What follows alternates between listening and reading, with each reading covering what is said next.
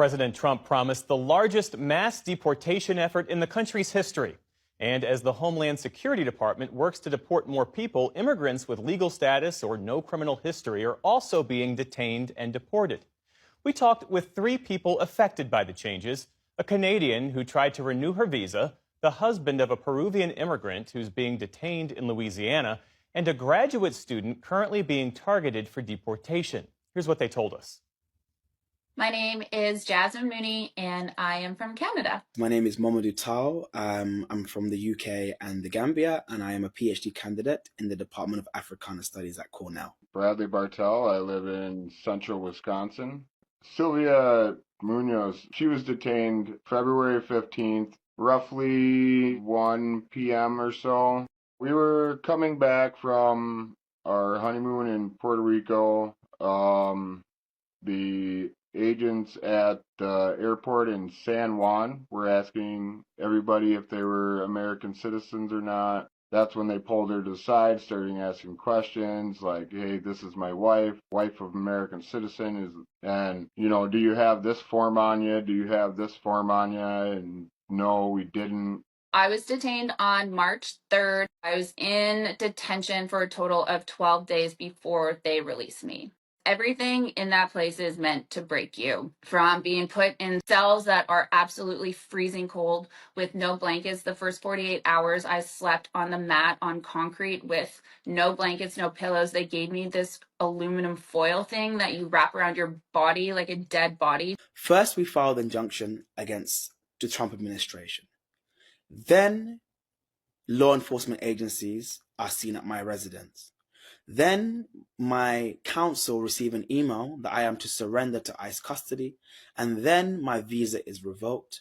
They gave us a ICE lookup number to look her up in the system, and she didn't even turn up in the system for like a week, so I didn't know where she was, didn't have any way to contact her, nothing, didn't know anything. So that part was pretty terrible. 1, they break you down when you are in there. 2, they scare you. They try and scare you. No one wants to stand up for them. People are scared to talk about this because they think they're going to be banned for life or that they're never going to be able to travel.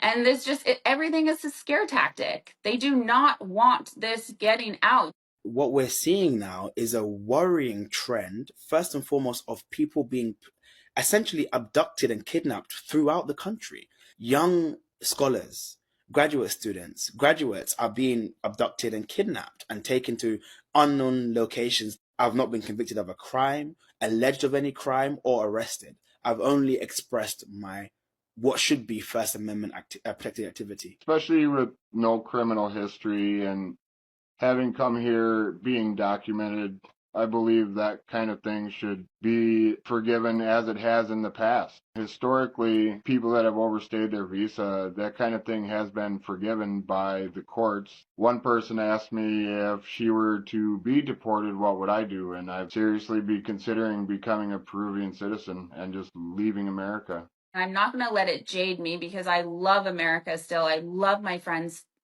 there.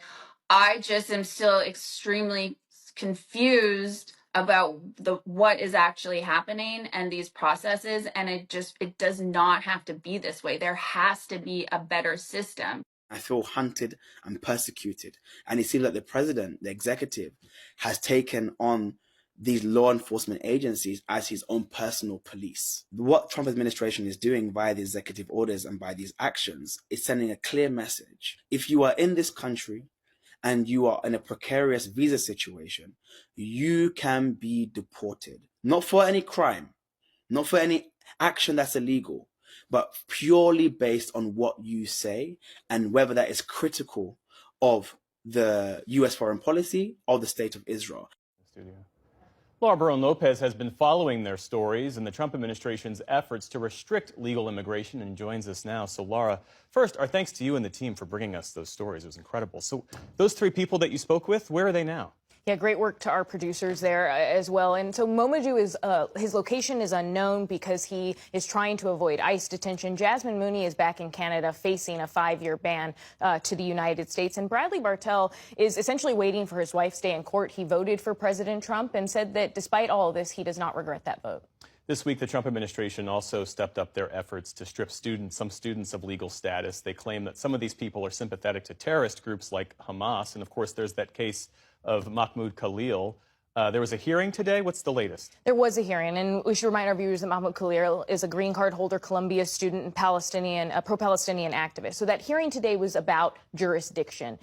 Jeff, the administration wants the jurisdiction to be in Louisiana, where Khalil is currently being held, and it's a more favorable court for the Trump administration. His lawyers want the case to be in New Jersey, and they said that the administration is trying to delay tactics. Khalil's wife was present in the courtroom today, and she's pregnant and due to give birth next month. I spoke to Khalil's lawyer, Baher Azmi, who said that it's a ticking clock to get Khalil out, that Khalil is anxious because he's worried about missing the birth of his child. And they said that the longer that Khalil is in detention, they're worried that it'll have a chilling effect on other immigrants and their political speech. And there's the Turkish national, Rumeysa Öztürk. She was arrested in Massachusetts this past week. She's also being detained, so far as we know, in Louisiana. What more can you tell us about her case? That's right. There was shocking video that surfaced this week, and she's a PhD student at Tufts University here on a student visa. She was arrested near her apartment by federal agents, and she can be heard screaming in the video. Now, the government moved her to that Louisiana detention center, despite the fact that a judge ordered them not to move her out of state without giving notice. And while overseas, Secretary of State Marco Rubio was asked about these arrests, and he said that he has revoked more than 300 student visas, and he's revoking them daily. Every time I find one of these lunatics, I take away their visa. We gave you a visa to come and study and get a degree, not to become a social activist that tears up our university campuses. Rubio is revoking these visas under an obscure immigration provision that says that if he decides that a person is having an adverse foreign policy effect, that he can take away their visa or green card holder. Now we should say that Khalil and Öztürk have not been charged with any crime. I know you've been talking to immigration lawyers about all of this. What are they telling you?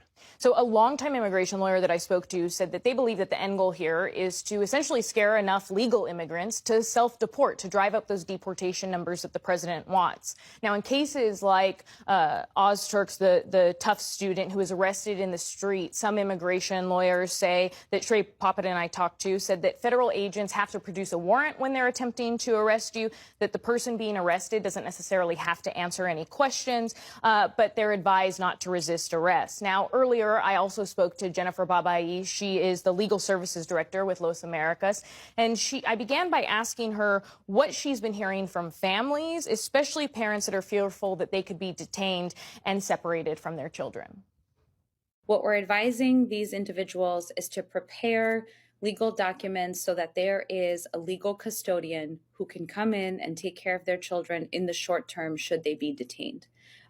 That's rightfully one of the scariest scenarios to think about, and it's our job to get folks sort of ready to contemplate what will happen if that occurs. The questions I also get are, is it safe for us to come to your office? Is it safe for me to report a crime to the police? Is it safe for my children to go to school? Can I still go to church? If I go to church and I don't have my ID on me, can I be arrested?